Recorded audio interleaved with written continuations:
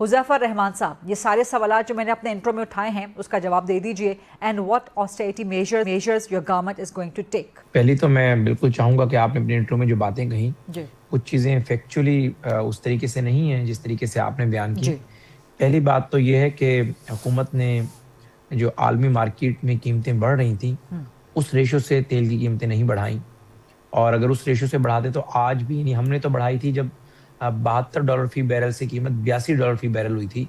जो आपने कोट किया है कि 30 या 32 रुपए बढ़नी चाहिए थी, हमने 55 रुपए बढ़ा दी। आज आलमी मार्केट में जो है कीमत 100 रुपए से भी ऊपर चली गई है, यानी $100 बैरल से भी ऊपर चली गई है। तो हमने उस वक्त भी जब ये फैसला लिया गया कि कीमतें बढ़ानी है, तब कीमतें आलमी मार्केट में $82 फी बैरल थी। डेली परचेज तो नहीं कर रहे ना इंटरनेशनल मार्केट से, या डेली परचेज कर रहे हैं? सर ये बैक एंड फोर्थ क्वेश्चन चलेगा ना? मुझे मुकम्मल करने देना sir. Back and fourth question चलेगा मुझे तो मुकम्मल करने में अंडरस्टैंडिंग आसान हो जाएगी ना? नहीं अंडरस्टैंडिंग दुनिया में जिसने भी तरक्की की है कानों से की है, मुंह से किसने तरक्की नहीं की। अगर मैं अपनी बात मुकम्मल कर आपकी बात का जवाब ना दे पाऊं तो फिर आपको जरूर बनता है आप मुझे बात मुकम्मल करने दें। मुझे पता है कि आपने सप्लीमेंट्री सवाल होते हैं ना, सहाफियों को सवाल करने से तो ना रोके ना, लेकिन चलें आप बात मुकम्मल कर लीजिए, फरमाइए। नहीं मैं आप मुझे बात मुकम्मल करने दें। मैं बिल्कुल कौन होता हूँ आपको रोकने वाला। जी जी, गुजारिश है कि आपने बिल्कुल ठीक बताया कि तेल की जो कीमतें हैं वो बढ़ रही होती हैं, हम तो स्टॉक खरीद रहे होते हैं। पहली बात तो ये है कि $82 फी बैरल पे जो हमने कीमत बढ़ाई 55 रुपए बढ़ाई, और उस वक्त जो है जब हम अनाउंस करने लगे तो कीमत $92 फी बैरल हो चुकी थी, और अगले दिन जब उसका इम्प्लीमेंटेशन हो गया था मार्केट में तो $104 फी बैरल हो चुकी थी।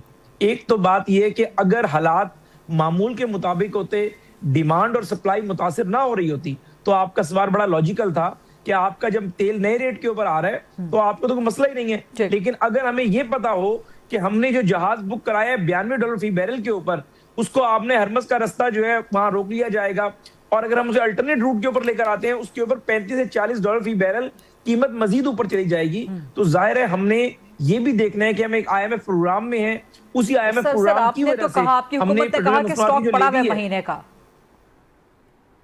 जी उसका जवाब आपको दे देता हूँ। एक तो जो हुकूमत ने का जी नहीं, बात ये नहीं है।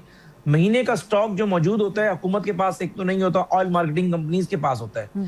अगर हम ये कीमतें ना बढ़ाते और ऑयल मार्केटिंग कंपनीज ने हमारे साथ ये कमिटमेंट की कि हम फौरी तौर पर अगर आप कीमतें बढ़ाते हैं, नया रेट जितना भी ऊपर जा रहा है, हम डिमांड एंड सप्लाई जो है, जो आपकी जितनी डिमांड है सप्लाई मुतासर नहीं होने देंगे, हम नए रेट के ऊपर बुकिंग कराने को तैयार हैं। और जब उनने बुकिंग कराई है, जो रास्ते के अंदर जो फ्यूल आ रहा है उसके ऊपर कम से कम 115-20 रुपए का फर्क आ रहा है, लेकिन हमने उनसे तय किया था कि आप जो ये अब बुकिंग कराएंगे ये हम 55 रुपए का फर्क आपको दे देते हैं। 55 रुपए का फर्क आपने अगले उसके अंदर एडजस्ट करना है।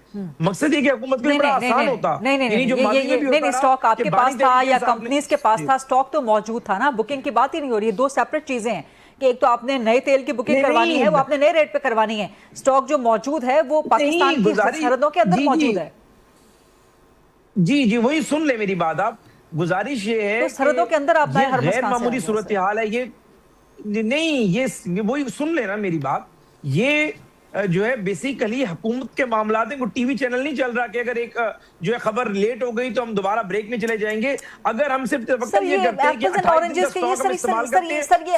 हुकूमत की गलती को डिफेंड किया ही नहीं जा सकता, अब आप उसको चैनल के ऑपरेशंस के साथ ना लगाएं। नहीं माजरत के साथ नहीं, ये लॉजिक बनती नहीं है। अच्छा मुझे बताइए, अच्छा मुझे लॉजिक यही है। अच्छा सर मुझे ये फरमाइए, बैठकर आप अगर एक चैनल पे बैठकर पेट्रोल पे भी आप एक अथॉरिटी है, पेट्रोल की आप एक्सपर्ट को बुला लें किसी, वो अगर मेरी बात को निगेट कर दे तो मैं अपनी पोजीशन से रिजाइन कर दूंगा। मुझे आप ये बताएं कि अगर पूरी दुनिया के अंदर जंग की सूरत हाल है, खासतौर पर मशरिक़ वस्ता के अंदर हमारी जो ठीक है, तो फिर आप लोगों ने क्या कट लगाया? मुफ्त पेट्रोल बंद क्यों नहीं किया आप लोगों ने? फिर नहीं सुन तो ले, आपने अवामी टैक्स के पैसों पे मुफ्त पेट्रोल बंद करने में क्या प्रॉब्लम है? वो कौन सी जंग आपको रोकती है? बल्कि रोकना चाहिए। पहले पिछले सवाल का जवाब मैं दे दूं सर, जरा जल्दी दे दें मुझे। बाकी डॉक्टर फारूक साहब भी इंतजार कर रहे हैं, नदीम चंद साहब भी इंतजार कर रहे हैं, जरा फरमा दीजिए तो बड़ी मेहरबानी होगी सर। अर्ज ये बिल्कुल मैं ये गुजारिश कर रहा हूँ। पहली बात तो ये है कि मैंने जो आपको टीवी चैनल की जो मिसाल दी ना, वो इसी वजह से दी कि आप लोग तहकीक के बगैर प्रोग्राम शुरू कर देते हैं। मैं खुद एक पाकिस्तानी के तौर पे आपको जवाब दे रहा हूं। हमले तो कौन क्या कह सकता है? आपकी सरकार है, आपकी मर्जी। नहीं, आप सहाफियों के सवालात पे यही काम पीछाए करती थी, आप भी करते जाए। आप सवाल का जवाब देने के बजाय जाती हमले शुरू करें, बेशक करें। देखिए आप मुझे बात ही नहीं करने दे रही। सर आप जाती हमले नहीं करेंगे, बात का जवाब देंगे तो आपको फ्लोर दूंगे ना। मैं जाती हमले नहीं कर रहा, मैं आपको सिर्फ एजुकेट करने की कोशिश कर रहा हूँ। और thank you very much for educating me. ठीक है, हम तो जाहिल लोग हैं, हमें पता ही कुछ नहीं है सर। तो अगर आप इसकी पूरी तहकीक कर ले ठीक कि डिमांड एंड सप्लाई सर, मुझे सिर्फ इस तहकीक का बता दीजिए कि आप लोगों ने अवामी टैक्स के पैसों से मुफ्त पेट्रोल बंद क्यों नहीं किया? मैं क्या बात करूं, आप बात ही नहीं करने दे रही हैं मुझे। सर मुझे सिर्फ एक छोटे से सवाल का जवाब चाहिए before I go to the other worthy guests. सवाल सुनने के बजाय हिम्मत नहीं युज़ैफर रहमान साहिब में और ड्रॉप करके चले गए हैं, उनकी मर्जी है, लेकिन सवाल सुनने की हिम्मत तो होनी चाहिए। ऐसा नहीं हो सकता कि सवाल आपकी मर्जी का ना हो और आप प्रोग्राम छोड़ के चले जाएं।